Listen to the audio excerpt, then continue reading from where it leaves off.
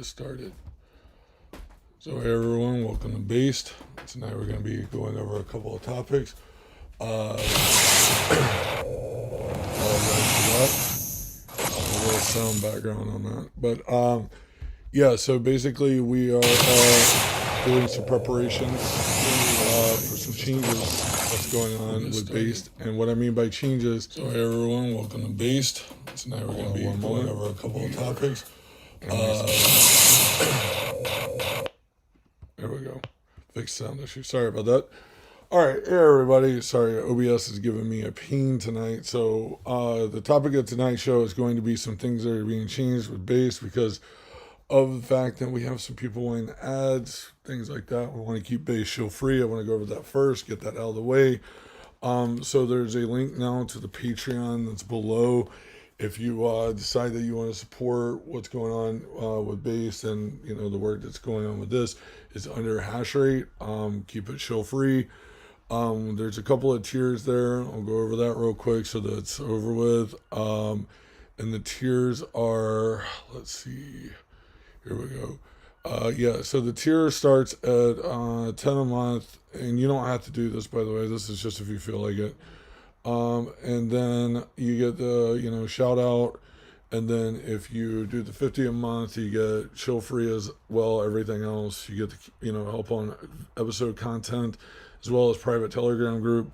And then for the 100 a month, we have the show free, the shout out each episode and everything else. But you also get a monthly 1 hour private Q&A call for elite patrons.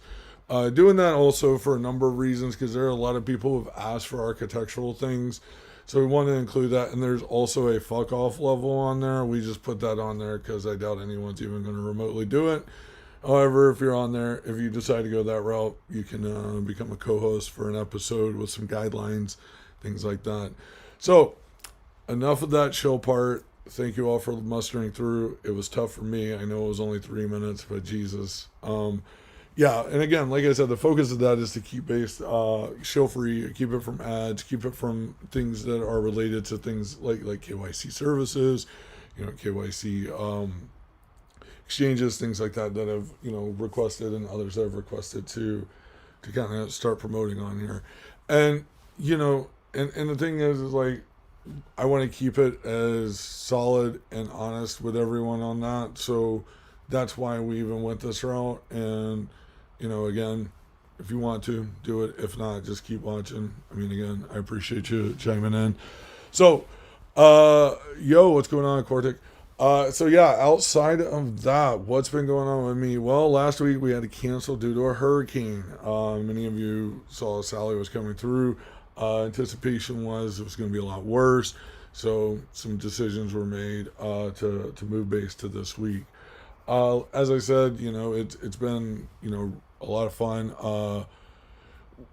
kind of a lot of fun. I mean, I've been exploring some stuff, working on some implementations for Cypherpunk Labs, things like that. I really want to say this much though. I'm going to throw some shade at ETH right now. Jesus Christ, working on ETH the last few days have been terrible because we're doing an implementation for Cypherpunk Labs, but working with their wallets and their peering system and all of that and trying to submit or set up a subscription smart contract, all of that just, yeah, I can see why people really are not looking at this as the future. Because, I mean, quite literally, that entire ecosystem, if you don't write JavaScript, you're kind of screwed. I mean, there's not enough going on that's not just, some BS ABI wrapper for JS. So anyway, as I said, that's been what's going on the last couple of days. I've been doing that and, some implementation with Pirate Chain, Dogecoin, some other stuff.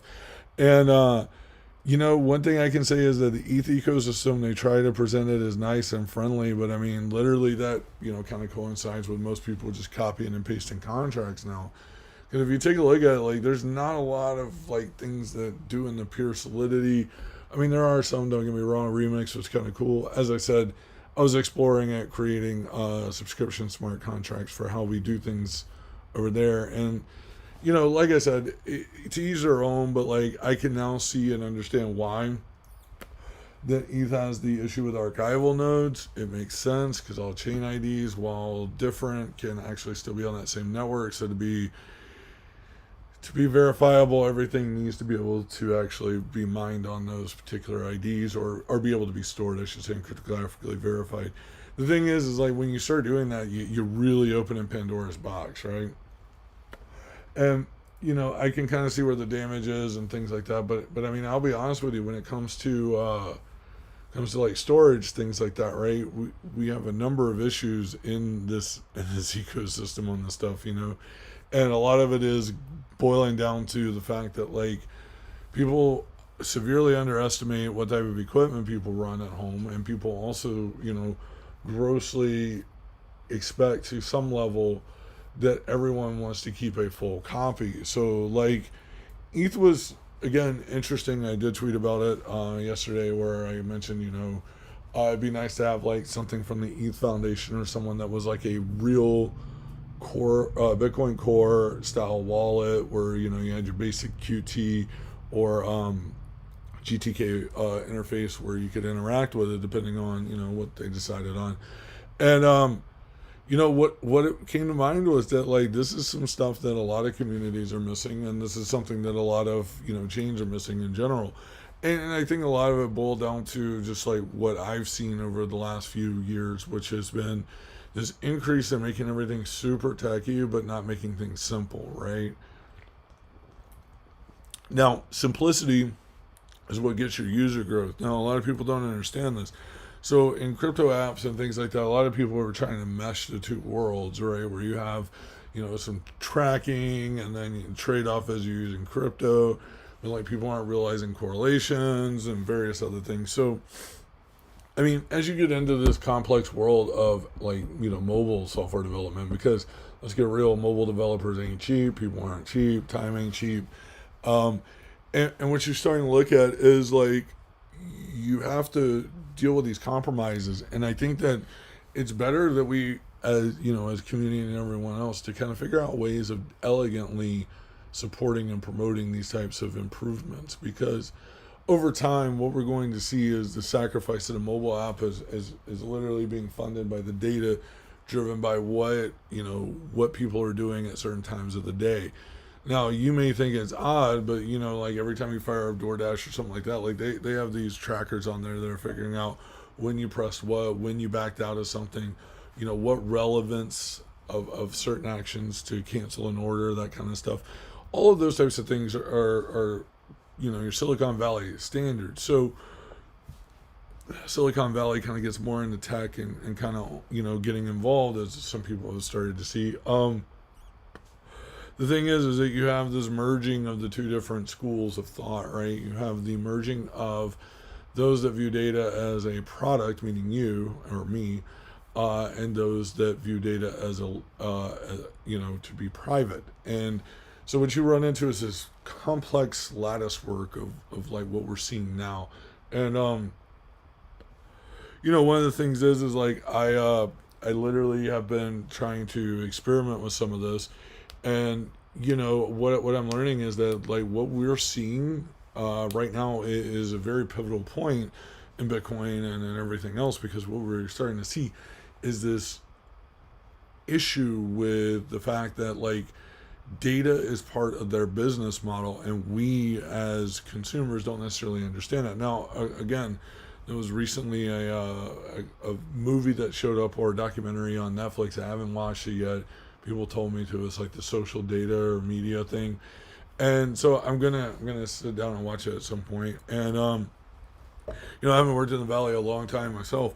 One of the things that you can see is that like that proliferation is about to hit this environment very hard and heavy, because there's a cost associated with these types of apps and things like that people don't understand. And so like what I think that's going to be interesting is how do we elegantly solve that problem, right? Like that's a huge issue, right? Like whether you're talking about software as a service, you're talking about mobile apps, you're talking about anything really, there is a cost of doing business. And so what I find to be the notion most people are going with is like most people are just accepting of certain things, and I think that that's a bad move. I think that, yes, it's great that we're doing all this stuff open source. I think it's wonderful. It's beautiful.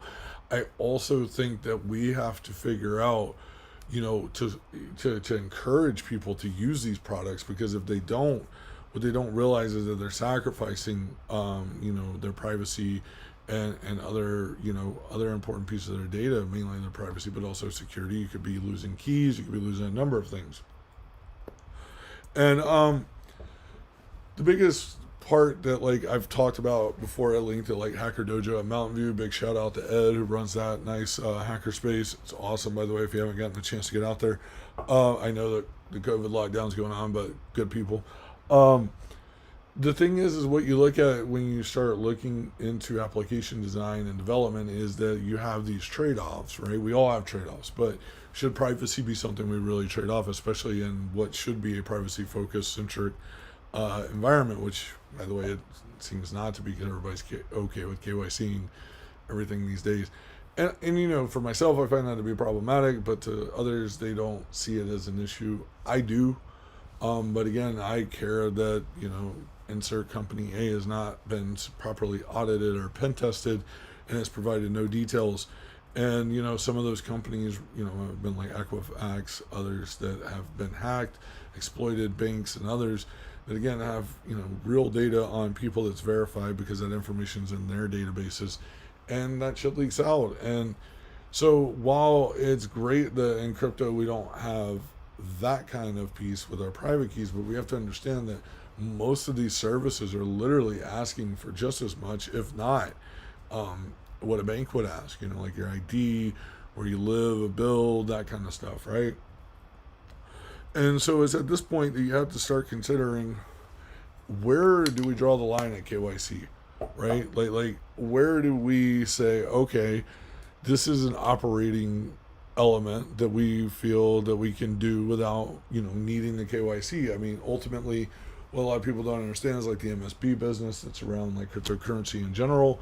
For those of you who are unknowing, in the early days, that was how we had to do transactions even before they had MSBs. The thing is that what you got to look at is you have to look at the evolution of this all, right? Now, when you go to most crypto ATMs, they ask for not only your phone number, but they want a picture of your ID with you holding it, all kinds of things.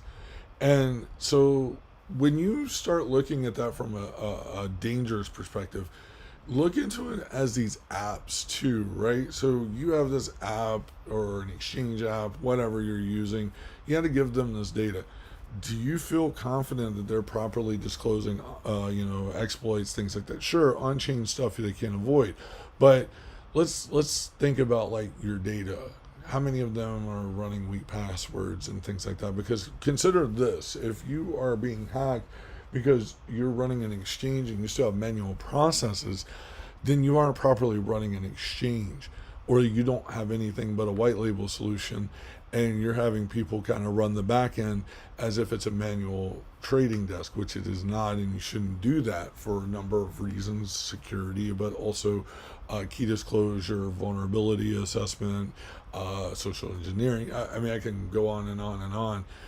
Targeted attacks, things like that. And, people overlook this stuff. And so, like, big multi-billion-dollar businesses, they typically do not even have proper OPSEC and InfoSec people working there for keeping their data safe. So what makes you think that, exchange that runs out of, we'll say globally remote, and the developers are logging in unsafely, things like that?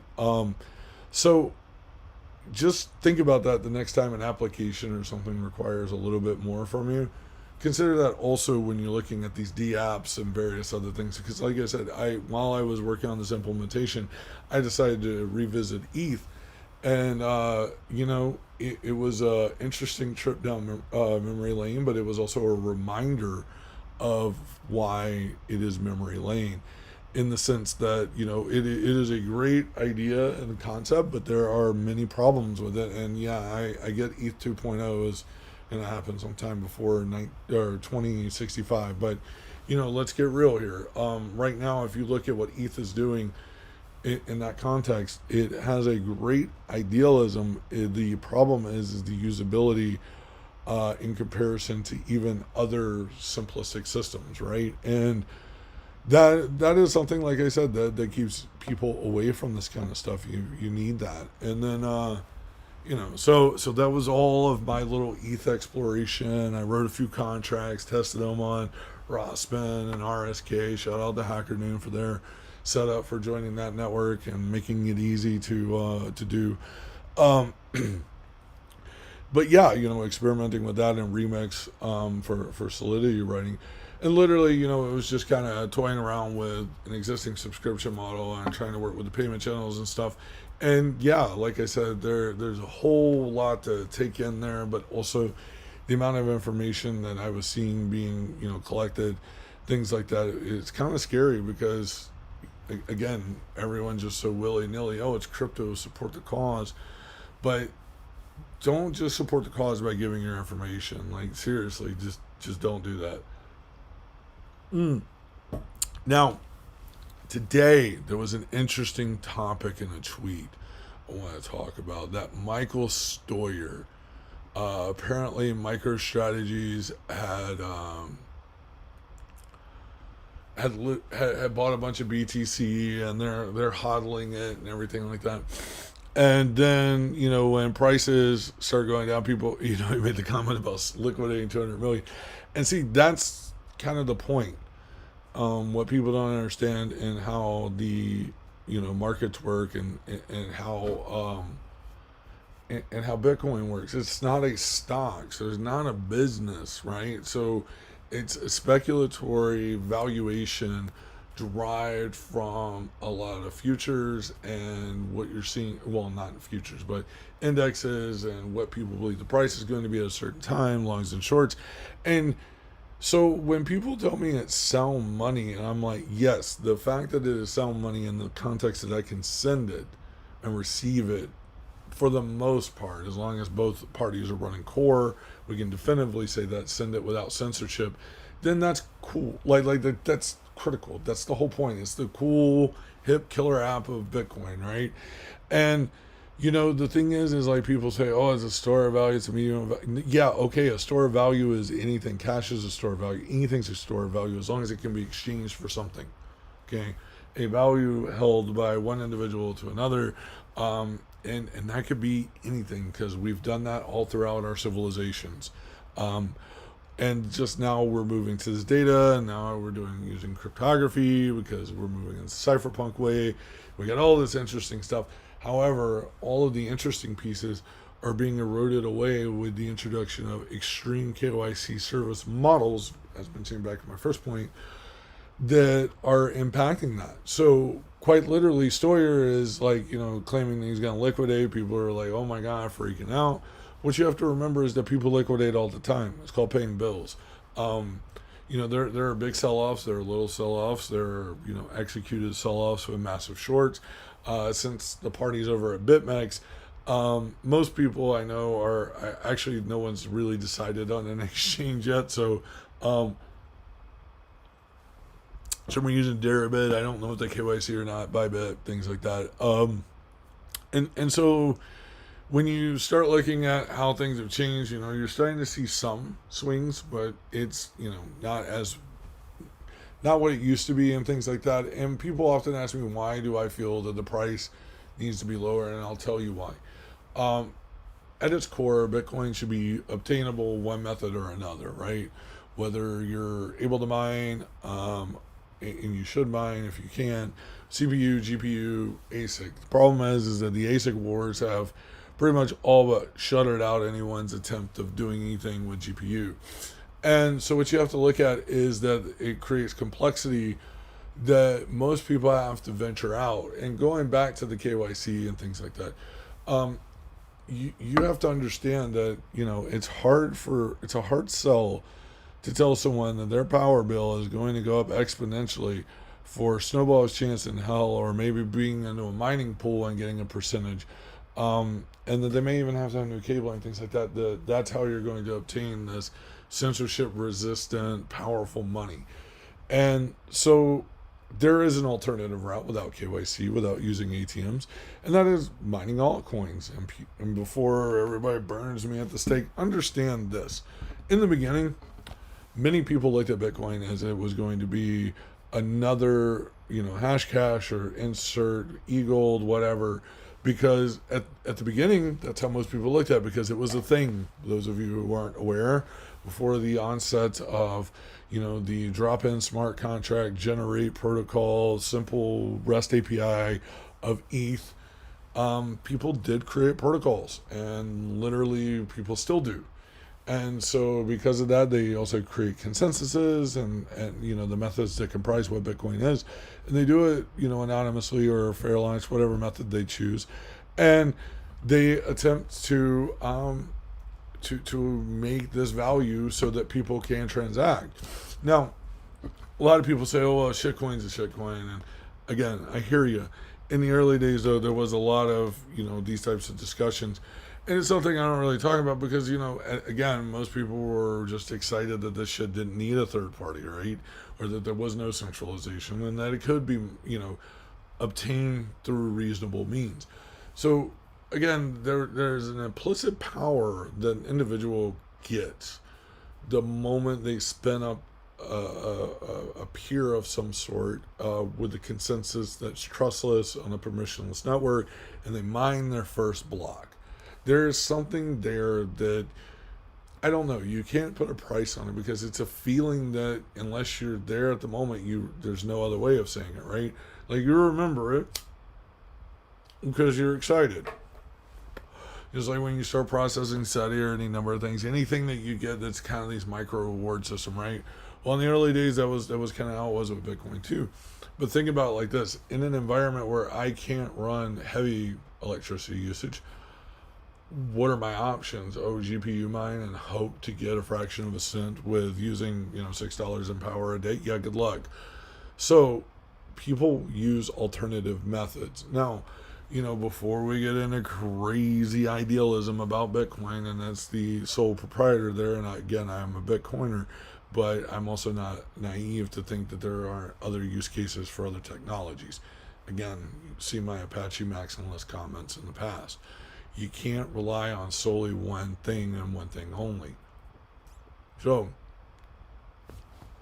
what happens is you take these environments where these people need this stuff and they're building out these, tools, or other people are building it out for them. And what you start to see is microeconomic systems, and similar to what we see in actual currencies. And what I mean by that is that Bitcoin specifically and cryptocurrency are currencies. I value them as currencies. I use them as currencies. My company uses them as currency. So we really look at them as actual currencies. So the thing is that just like other currencies, it would be stupid of me to say that RMB is not a currency. However, if you're in the US, I would expect you to transact in USD. However, that's also, again, a personal preference, right? I can choose to take RMB from an individual who wants to spend their cash with me for doing some service for them, like, building setting up their infrastructure, or, architecting out how they should build something, and I've been offered that and I've accepted it before. And many people say, well, that's crazy. Is it as crazy as me accepting Bitcoin, or is it crazier that I accepted someone else's country's currency of choice? Again, it's their currency, their choice, just like in cryptocurrency. Now, does that mean I go around supporting XRP or any of that shit? No. What I mean by that is that if a currency can be mined, non-commercially controlled, no finder fees, trustless consensus, permissionless network, I think that we owe it to what their use case is to understand and comprehend that particular thing. And what I mean by that is, like, take a look at XMR. XMR, Monero, is a great coin. Do I support it? Yes. Do I use it? Yes. Do we accept it in my business? Yes. Why? It is a cryptocurrency like Bitcoin. Yes, the devs aren't as on. There's a whole bunch of other things that aren't, but you know what? That's fine. It focuses on privacy. And guess what? It does it very well. So, is it wrong for me to not use technology because it's not insert technology here? Or is it wrong for me to not use technology because I am deciding to use something that doesn't make sense for the condition in which it's in? What I mean by that is, like, say for example, you want to buy from Cypherpunk Labs, care about your privacy. You don't, say you're in Apple World, you don't want to use, Samurai because you're in Apple World. So guess what? You fire up your XMR wallet and you send, or and that's your choice. And again, do I fault you for that? No. Does anyone? No. And so I think that this idea behind shaming people and using the word shitcoin to describe anything that's not Bitcoin is kind of stupid. Now, do I think there are shitcoins? Yes. I've seen them. It's called Uniswap. All right. But you want to talk about like altcoins. Altcoins actually have value. They provide value, alternative consensuses, trustless, same things as Bitcoin, but they provide more features. And I think that those are exploratory things that I don't care who you are and how hardcore you think you are into like Bitcoin and things like that.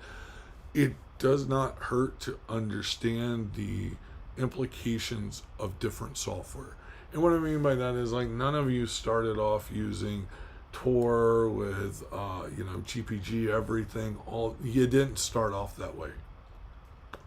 And if you did, you were taught by somebody else, right? And so the thing is that what you have to remember is that there are other technologies like I2P. There are other things that could be utilized in circumventing surveillance. So just like circumventing surveillance, circumventing physical cash use, or you want to use digital cash that's obtained in a sovereign way, I see no issue in accepting other coins. And other people say that it's a tragedy that I say that, or travesty, sorry, and that it's terrible and that I'm not a real Bitcoin. Look, 11 years into something and you start to realize again that it's good to get out there and experiment with these things every couple of years and still maintain your roots. And it's also good to continue to support and promote the usage of alternative technologies to be able to accomplish a goal. Now, keep in mind, you all are starting to learn that literally, like, the Venezuelan governments and others are monitoring mining operations. They are literally getting their cuts, or they're, extorting and things like that. So you have to understand that it may not make sense for your OPSEC to be just barreling down electricity. Now, in before all this clean energy usage shit, that's cute, but like realistically, it's still using a fuckload of energy, whether or not it's done through clean methods, even though nothing is truly clean. There's still byproducts to that, right? And there's still emissions and a number of other things. Now, when it comes to looking at this from a standpoint of a sovereign individual, you may ask yourself, why is he talking about this Bitcoin is the way? And that is, I get that point, but you also have to understand that someone in an environment that doesn't have the electrical use may not ever be able to mine Bitcoin. So they use another currency. Is that damning? No. They can still convert it to Bitcoin later on without KYC, by the way, and never had to lose a step. The difference is what they did was they were resourceful in what they had at the time to convert it into something useful. Now, or they use that currency, I don't know. Because guess what? We don't know where all transactions come from and what people are doing. And guess what? That's the beauty of it. And so whether someone's in a remote region and they're using low power mining, such as Burst, or they're using high powered CPUs such as Monero, because they have some power but they don't have a lot of power, right? Or they're using GPUs, so they're mining ETH and things like that. And let's not get stupid here. Mining is for profit, right? Like, I mean, working with the hash rate OS and things like that, I can tell you that the exploration of like making miners profitable is a big deal. No miner is going to mine just for the sole grounds of they're going to be a part of something. That's what we did early on. There was no money involved, so it was no big deal. Now there's money involved. Things have changed. And you may ask yourself, why am I saying these things, right? And what I'm getting at is that use the right tool for you. Don't let other people guide you to a path that say you need to use this, only this. That's a fallacy. That's like saying that someone only uses one vehicle or one X, one Y, one pair of shoes for all situations. They don't do that. So don't let them fool you. They don't wear the same shirt every day. And if they do, Jesus Christ, do not someone say safety in our PR do that, because that would be too much. That would be peak 2020. So, getting back to what I was saying, as we look into that and we understand that now, then why not push ourselves to use technology along with these tools and services in such creative ways, right? We have SMS Bitcoin sending, we have ham, we've been doing ham since what, 09. And those were things. So what we have to look at is how the evolution of the software has come about and what the evolution means. So has the software really evolved into what we need it to be? No. Is Lightning a tool for that? Supposed to be. Is it a dumpster fire? There's some level of it, yes. Is there issues with it? Yes. Why? Because it takes time to write good software, and you need people, and they also got the funding for Lightning Labs to work on it. So will it be better one day? Yeah, maybe. Again, but going back to what I've said, I've seen banking apps that already have Orange Coin, and they're using Lightning-like, except it actually works consistently with the block channels because they control the network. Again, instant sending models like that are going to have some level of centralization, or channel models, or whatever it is you want to do. There's a trade-off. That being said, going back to an earlier point, when you start looking at what the banks are doing and then people are going to start using this, is this really the on-ramp of the revolution? Now, is this an on-ramp? Yes, but does it coincide with the revolution what Bitcoin is? No, because you have to KYC to have an account in these systems.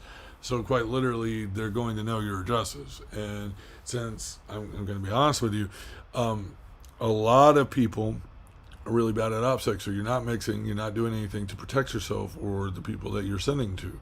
So literally, you're going to get doxxed every time you send it from the exchange to your whatever insert bank here app with Lightning or Lightning-like, because again, like I said, it works and consistent. What you start seeing is that the evolution of what Bitcoin was supposed to be, this pseudo-anonymous sovereign money, now is quite literally in the hands of those that we chose to fight against in the beginning. I mean, we want to destroy central banks, but now we want integrations with all the central banks so that more people can use Bitcoin to as a store of value for some artistry and economics bullshit. Again, it goes back into this problematic approach where the trade-offs and everything kind of fall in place. And by the way, if you have questions, comments, ask away in chat. By the way, I'm actively reading it. So, I just wanted to go over a couple of things that have been on my mind with all this stuff. And so if you have questions, go ahead and ask away. But, as you start to look at these trade-offs and you start to look at these explorations, what you begin to see is that these trade-offs for our data and the information that we are willing to provide is quite ridiculous, because nowhere would you normally give up that kind of information to anyone. And then when you do, you would literally be making sure that there's some kind of established, institution of some sort, because why would you just give up your information? And that's the irony that I see in cryptocurrency, is most of these people are telling everyone to sign up on an exchange, convert your fiat immediately, and then they're not telling these people of actually how it works. Hey, send that money off of there to a cold wallet, move that cold wallet in the whirlpool, and then leave it in the mixer if you want, or pull it out in the liquid pool, wherever you want to another wallet that is your final resting place until you start to spend again, in which case you throw it in the mixer, keep it there for a day or two, and then spend it out, or an hour or two, a couple hours, whatever you're doing, planning around. And so the important piece there is, to keep on OPSEC being good. You can just always leave some in the mixer. That's what I do. And so when you start looking at what's going on, is these people are coming in here not knowing who to trust. They see big accounts telling them that, for example, the liquid BTC is BTC, but it's not. It's KYC Bitcoin.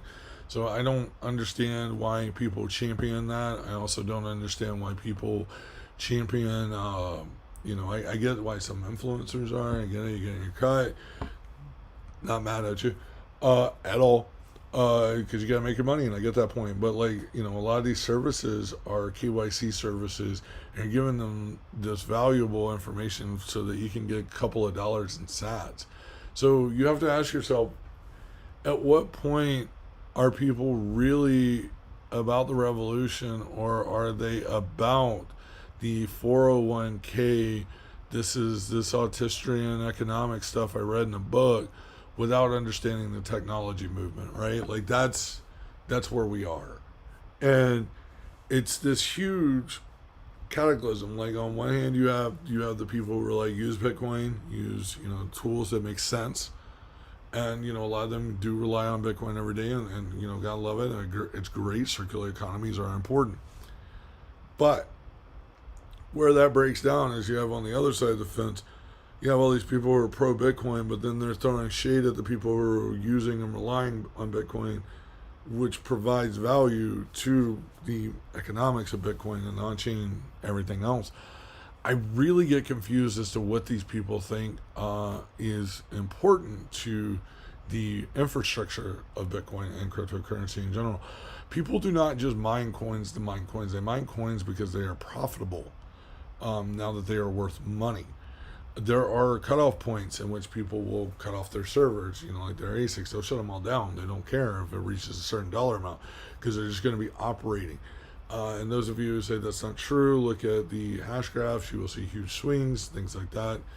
And it's a problem to see. And hey, Bitcoin Jake, welcome. Oh, dude, don't worry about it, man. I've just been going over some KYC stuff in my exploration and the ETH and a couple other things. You can catch up if you want. So when we start looking at this, you have a true divide. On one hand, you have the t-shirt peddling, 401k, autistrian, economic, hodl gang, and they think that it's going up to $1 million because they think that hyper-Bitcoinization is what's the future. They don't realize what that is actual hyperinflation of the US dollar, not hyper-Bitcoinization. Let's get real. Bitcoin's value is derived in US dollars. That is how it is primarily exchanged. Yes, other currencies are used, but again, USD is a king because I can use it in any country. Most of the time, I don't even have to exchange it.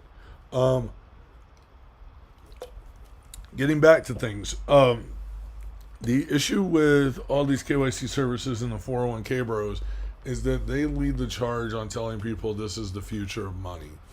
And then what they'll do is they'll get them into this cultist mindset. And the problem with that is that you really start losing sight of what Bitcoin is. Software. Number one, it is software that can be used, as Julian Assange proved in 2010, which, by the way, was the signal for Satoshi to bail, which was, it got its first real use case, which was there was an embargo from Visa, MasterCard, and PayPal, and others against WikiLeaks because the U.S. government and others were pissed off, so there was a lot of pressure on them. And guess what? Guess what currency came to the rescue? Bitcoin. Now, this would be a catalyst to start all the DNM movements and all these other things, including Silk Road and blah, blah, blah, blah, blah. But this was a big catalyst, right? Because this was the first time that it got to be used the way it was designed to be used, as digital cash. No one needed to know who you were. No one needed to know who the recipient was, because back then most of those people were still mining. Yes, there was the Magic the Gathering exchange that later came out, but and VOI in that same year. But what you look at is actually I don't remember. Yeah, VOI was right before Satoshi, because he had the black eye. Well, that's what we surmised. But anyway, you had VOI in August, and then you had WikiLeaks announcement in November. Yeah, it was a pretty bad year.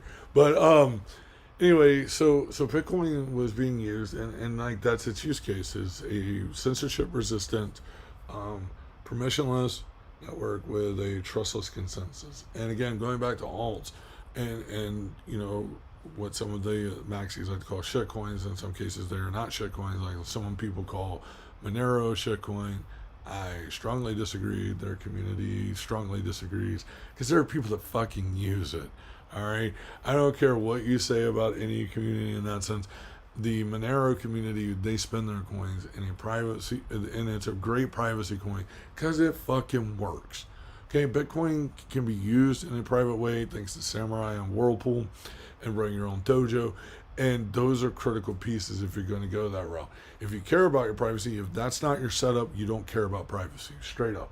And, and those of you who really don't, want to care about your privacy, other thing I can tell you is learn how to write some software, because there are some things that you can do to help make sure that what you're using and what you have is actually what is on the repositories, things like that. And it's so critical for people to understand that, and like how to do MD5ing, what SHA-SUM matches. These are important things if you're just downloading shit. And I highly encourage you to learn a little bit. You don't need to become a comp sci major. You really just need to learn a little bit of Unix and some light understanding about how computers deal with memory, things like that, and then also how some cryptographic functions work, like in the sense of how the math works. And by understanding that, you're going to have a better understanding of like how to keep yourself secure and how to make sure that you're running what someone is telling you you're running. And that's so critical. And people don't really understand that it's critical because they don't understand how easy it is for someone to do like a man-in-the-middle attack or any number of attacks on you at like Starbucks, the airport, on a plane, whatever, to make you go to a site that you believed was that site to download that software. And so like you have to understand that until you can fully grasp that attack vector, you really don't understand your privacy and your personal security, because there are quite a few bad actors in the space, and what they'll do is they can art poison, they can do a lot of other things. Art poisoning, by the way, is an address resolution protocol. For those of you who don't understand, on any system, this is how you do address resolution to your DNS, and this is part of the protocol and the communication between the two. So, in case you didn't know. Now, one of the things that was brought to my attention also was that, going back to Stoyer and everything like that, is these people believe that honestly, that these people have, golden intentions of just hodling till whenever. And, I find it hilarious because a lot of people are starting to discover that most people really don't care that much about their privacy. And the dangerous part about that is that until you start really understanding what that data is being used against you and what will happen, which, by the way, people are starting to realize this now with the rioters and looters getting doxxed and all this other stuff with videos and phone companies and stuff. Like, I've given actual instructions on what to do. Okay, right now, if you do not have a burner phone, it is because of one of two reasons. A, you're fucking lazy, or B, you're broke. Now, if it's B, I understand you, but if, and I get that, like, there's limitations, but I'm sure we can do a fundraiser of some sort to get you a phone. And what I mean by that is that you can go into any Dollar General or Walmart or whatever, and right now you can wear masks in public, fully clothed, and no one's going to bat an eye. So just wear clothing you've never worn before into the location. Make sure you have the cash on hand and purchase it and leave. Wear gloves. Make sure that you adjust your walk, all these things. And this way you can throw off, identification systems and things like that. But make sure it is clothes you've never worn in there and that you will never wear in there again. This way, there's never any problems. And so I gave that a few of these quick runs I did under the hashtag Obvile. And so Obvile, some people have asked, but I had stopped it due to some things that I had instructed people on how to do, like breaking into wireless networks, that kind of stuff. And again, not promoting you do that, but if it's to protect your own network, I highly encourage you to see how long it would take. It might surprise you. Shout outs to Hashcat on that, which is a great hashing software and also a great tool to use for exploring security of passwords, databases, things like that. If you're, like me, you're building and designing apps. Granted, right now I get the luxury of not building around the database, so that's kind of cool. Um, Building a different model and changing, what you perceive as the data that you should collect. And, we don't collect any data, but it's interesting to see where someone could be a bad actor on any level, whether it's accepting Bitcoin with we'll say with BTC Pay Server and things like that. Because everything's on chain, you have to be mindful of that. Like there could be bad actors, and bad actors are everywhere. Whether they're node operators, exit relays, or whatever. Never just trust something. Make sure you do some validations. And like I said, going back to being able to understand what I meant by MD5ing or SHA-summing a file that's being sent out as a binary that you're installing. Make sure if you're not going to build from source, and if you don't know how, reach out. I can help you with that. And, literally attempt to do what is expected to be able to make sure that you're running what is verified and audited as being the code base. Whether it be the Tor browser or anything. I mean, just always be mindful of it. Now, many people have this just blind idea that people who ship binaries are just giving them everything that's just promising. Again, make sure that you SHA-sum, and if they're not providing a SHA-sum, demand one so that you know for sure that it is the exact binary they meant to distribute. Which is also interesting. There's a lot of proprietary mining software, and there's a lot of proprietary things that most people don't even see in this space because you just overlook it, or you just download it, or you just, because someone else told you to, you're using it. And, kind of like with the TikTok thing and everything else. And like literally a lot of stuff is PSYOP attacks in the mindset of, being able to sway your opinion, maybe make you more open to the fact of recording videos, stuff like that. And you have to understand that there are dangers and risks there. I mean, yes, I do go live. I do show my face a lot. I've spoken at conferences. That stuff doesn't bother me. But to be able to give a company access to your personal life, in the sense that like TikToks and things like that, you have to be very careful. Like even whenever I do the Twitter streams, I'm very mindful of what you can see. I know it sounds crazy, but I'm very mindful of that, of what you can see and what you can hear. And I do that because I, again, don't want to disclose my location, but also because it's really not the point. But people do dig that far, so you got to be careful on some of that. And to anyone that is, has kids on the fence about letting them get into social media, like seriously, I know this is going to sound shitty, but make them wait till they're 18 to make a decision. Sovereign individuals that waited and, chose to not go on social media and things like that in the future, they will be the ones who literally are not mapped.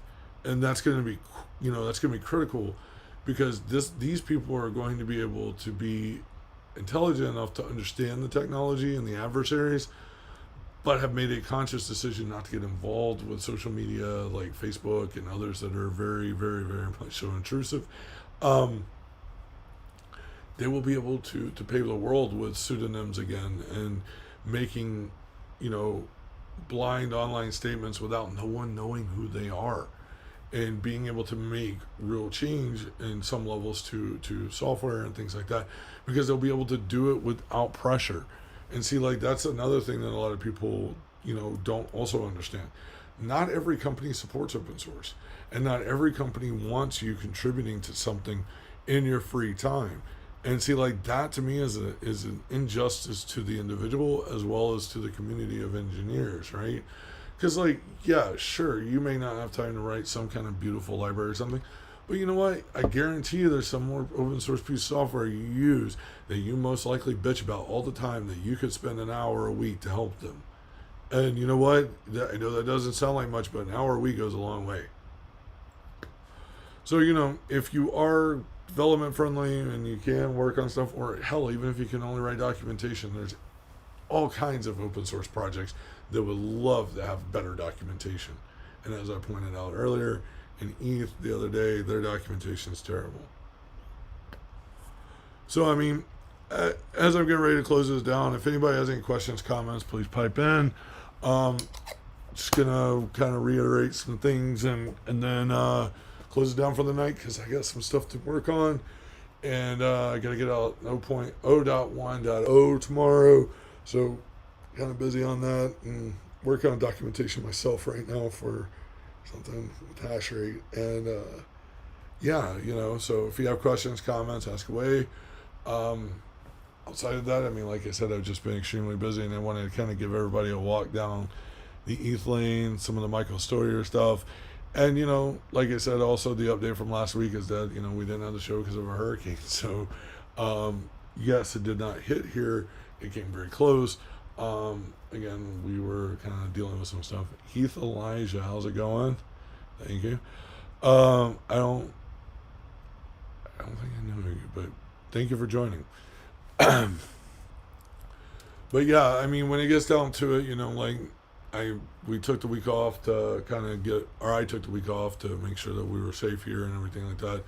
And then, my guest that was going to be on this week's show, I punted a week because they had punted me a few weeks. So we'll see what happens next week. There are some interesting guests coming. We have been having scheduling conflicts because Thursday nights is a busy night for most people because it's the start of a lot of people's weekend nights, or they'll go out, things like that, make plans. So going to make sure that the next few guests are going to be outlined. You guys will be interested, I'm sure. Some very interesting names that are going to be coming in, talk about like malware, spyware, stalkerware. And I feel like that those are the types of things that people are gaining from what we do here at Based. And like I said, the goal is to keep this as wholesome in the context of like educational, interesting guests, interesting discussions, and anyone that wants to like come on and talk about something, or if you have questions for me and talk about a particular thing, ask away in chat. Like, I don't mind answering. Just for some people, the shilling part they get upset with me about because I don't really shill, and here's why. Like, you may have a good piece of software and it's great, but like there's certain things I just don't like when it comes to like centralized things. I can't. It's hard for me to kind of promote those kind of things, or KYC stuff. It's very hard for me to. So again, that's why now we have a Patreon for the show, and so that we keep it show free. But then also we kind of open the door for people that want to talk about things. Like, for example, recently I was asked about DeFi. Okay, so in my little trip down memory lane with ETH, I can say that I learned some shit about DeFi. Holy shit balls, you people are retarded. Or, my bad, that's politically incorrect. Ridiculous. Okay, I can say firsthand, I have witnessed and looked at some of these contracts and things, and wow, either you guys don't know how to recode, or you guys are just that degenerate. I gotta say, some of them are openly like rug pull, freaking transfer, all kinds of stuff. Like, there are some ridiculous things I've seen in contracts. One of the best, not gonna say the contract's name, but it's popular. I think they changed it. The dev made a bunch of... actually, I can't. It was the sushi contract. Okay. That one is so ridiculous. Okay, because like they're... And all of them are actually, because all of them are just re-skinned new versions. Even like I think the rope one is. Which, by the way, I like the rope one for you guys' coping mechanism on that. Look, if you're going to gamble on something like that, you might as well just bet on sports books, okay? Like, for real. Like... I'm sorry, but like that stuff's getting out of hand. I looked at some of the code and I looked at some of the functions in Remix because, like I said, I had done the subscription model, and out of curiosity, because like I had not looked at what comprised of DeFi, right? Like, I'm not one to go look at the trading and all this stuff. I mean, I get the point. You're using like, what is it, the MetaMask thing, whatever, and you're transacting. I get that. Like, no big deal. Which, by the way, MetaMask is great for setting up on testnet. That made my life easier on testing the subscription model on Rossman and RSK. The reason I used two test nets is because I wanted to make sure that I was actually making the shit work.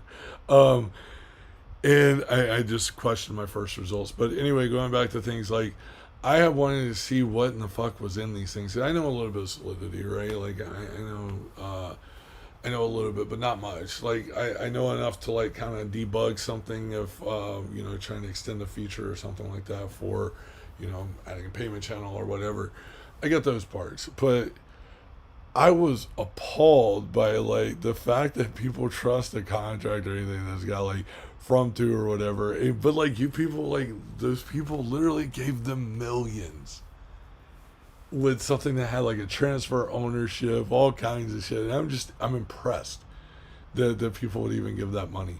Um, and again, like I said, when it comes down to it, it becomes this issue of like literally these people are doing this.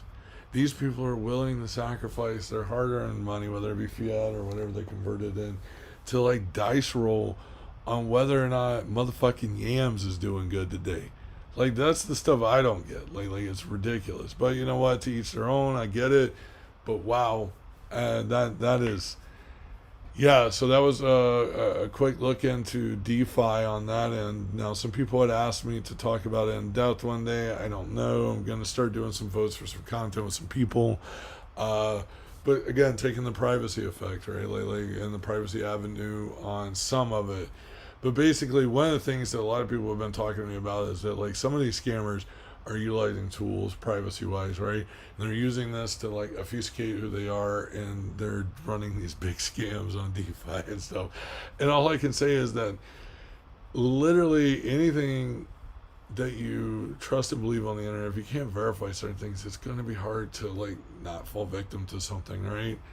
And so on that note, as I said, going back to everything, looping back around, what trade-offs are people willing to make in the safety of their own well-being and their privacy and OPSEC and everything like that? What we run into is we are starting to see this cultural shift in cryptocurrency, cryptography, everything. We're starting to see the shift where KYC is just starting to become accepted, and I think that that's dangerous, and I think that we should veer away from it. And I think that we should, not settle for it. And I think that people who build these tools need help with documentation. They need help with testing. They need help with development. Don't be afraid to get in there and help at least document. You'll learn a lot, especially if you're a new developer. Spend a little time if you can. Donate 5 hours a week to a project. It doesn't sound like much, but do 5 weeks. Or lay guy, whatever you may identify as. You could help a project with 20 hours a month, like a big amount.